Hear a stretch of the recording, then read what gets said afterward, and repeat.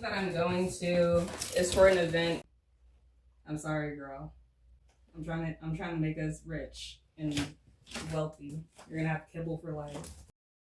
And I saw a video. I'm always talking about videos I've seen, but it was a podcast, and I believe it was Sherry Shepherd and Kim Whitley, and Sherry Shepherd had this therapist on, sex therapist, and they were saying like, basically, if you don't do it, the vajayjay, you'll be broke. How many times can one clutch a pearl? I'm just like, you know what? Whatever. And they were talking about using all these different things. And because of my religious beliefs, I don't really entertain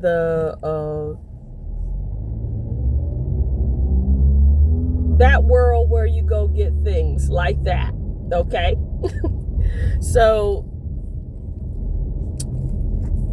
fast forward, I'm going and getting a pelvic exam. And you all, if you have don't like to listen to stuff like this, if this bothers you, if this makes you uncomfortable, just, I understand. I'll just check in when I'm talking about something else, okay? So when I was getting a pelvic exam, it was very uncomfortable, and typically that's not something that's uncomfortable. I mean, I'm a grown woman. I've had children and engaged in activity to get those children, okay? So it wasn't a problem. But after 10 years of celibacy, when it came time for exam, the doctor's like, oh, this is different, because this is the same doctor I've had a while. He's like, I'm going to have to go down to a smaller, speculum, real small one. So I'm like, okay. So then the next thing that happened was, I'm not going to say most women that are in menopause, but there are women in menopause that use various products for lubrication of the vaginal wall, in addition to doing things to make sure the pH is okay. So if you don't know that, guys, just so you know that if you're young and your wife gets older, you're going to need to know these things, okay?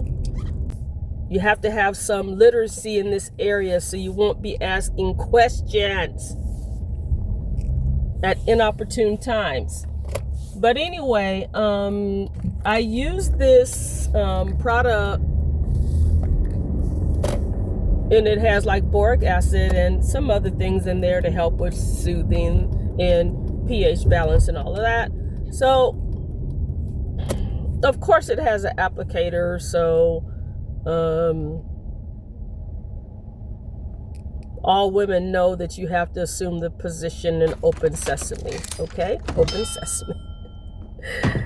And so when I open sesame, normally it just, it would typically just not a problem.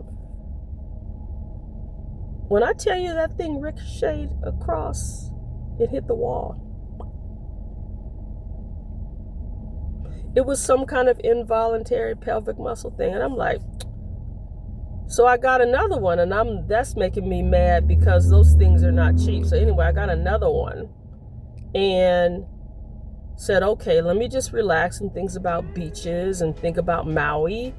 And this time I'm gonna, instead of being in the restroom, I'm going to lay down, okay, in the bed.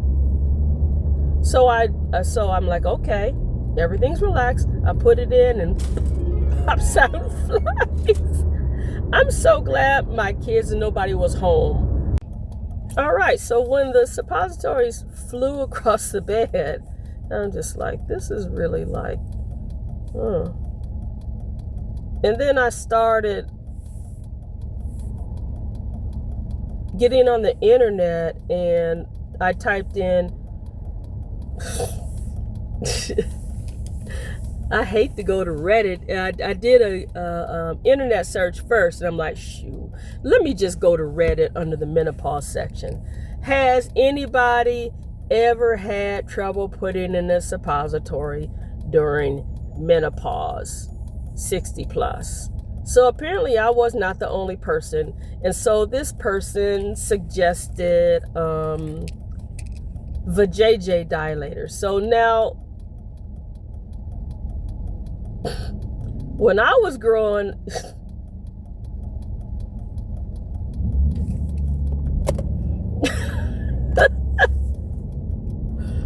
woo! So anyway, I ordered those things. I actually did a playlist on it, and I did a short on it, and I was by myself. So it's really weird, a weird experience. But I'm just like, I was conflicted because of religious reasons and stuff, because like I said, I haven't been like touched by a man intimately since my husband passed away. And that means like nothing, not like, and you know, you get the church side hugs, but not like an intimate hug where you're hugged like an embrace. I haven't done anything, not a kiss, not a holding hands, nothing. Okay. So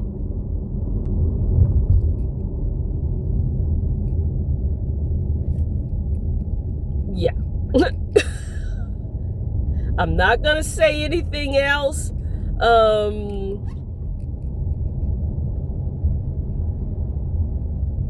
It wasn't that bad. Anyway,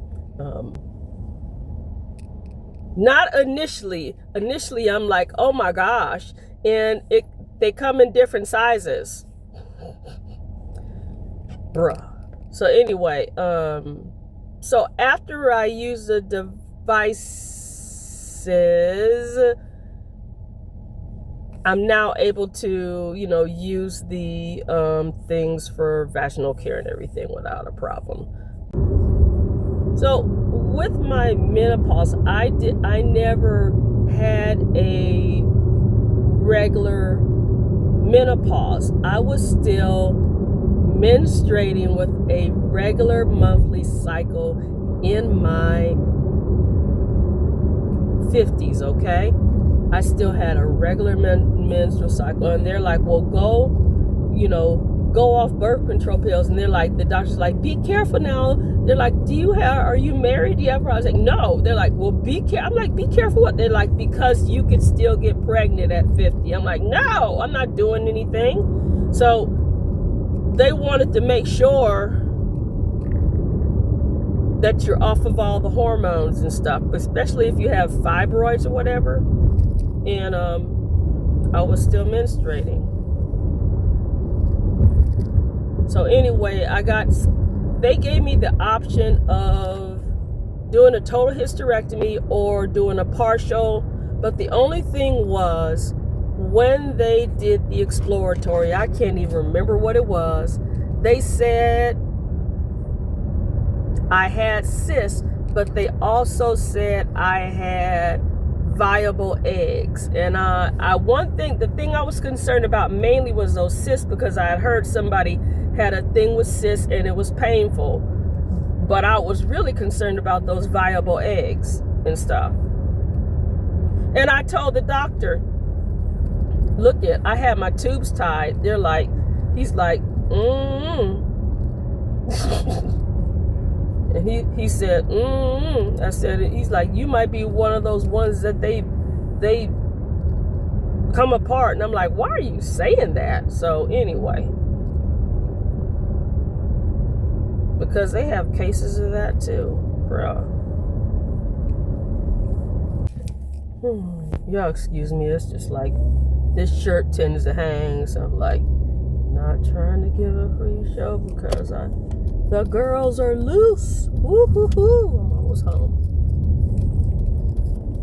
What do I do with this? I was taking a yoga class, and I was fighting for my life.